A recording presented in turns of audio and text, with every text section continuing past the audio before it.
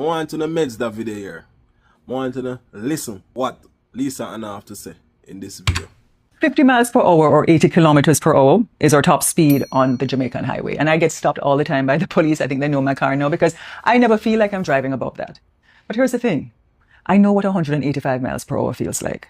And that's what Mellisa brought here to Jamaica. And at that speed, you're talking about a Formula One race car. If you feel that thing drive past you, or you're talking about a bullet train slicing through the air. But Mellisa wasn't racing past Jamaica, it was racing through us. And unlike any race car, you can't steer or slow a hurricane. You can only hold on and pray it passes. And many people don't understand what that means because Jamaica isn't flat.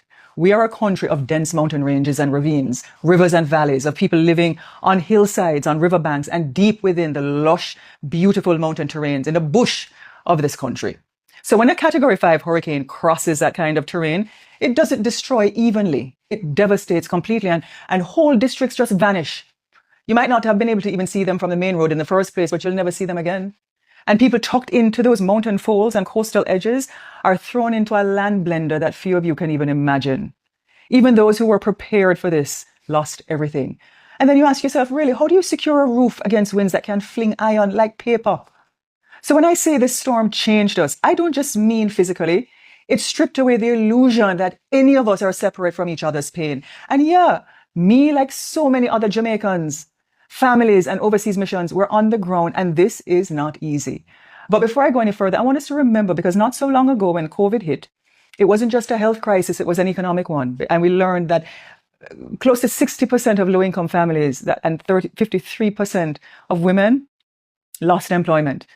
And when they lost their employment, we also learned that half of those who had savings said it could only survive for 2 weeks. And 30% of those said it could only last for 1 week. And 18% said 1 day, because people don't shop the same way. Some people buy daily to put food on their table. Some people can't do a big shop. And so nearly half of the children affected during that time lived in rural parishes.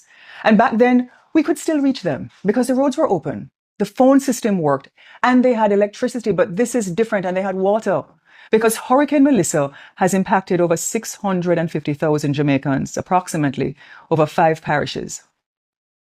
And if no one has told you, many of the homes in Westmoreland are or were built of wood, built over generations, hand by hand. Sometimes, if you did drive go Westmoreland to some places, you see people with houses on the back of a truck. Just move from one place to the next place. Yeah, that's how the things set in some parts of our country. And these homes honestly didn't stand a chance, many of them against 185 mile per hour winds, because if that slams into you, it slams through you.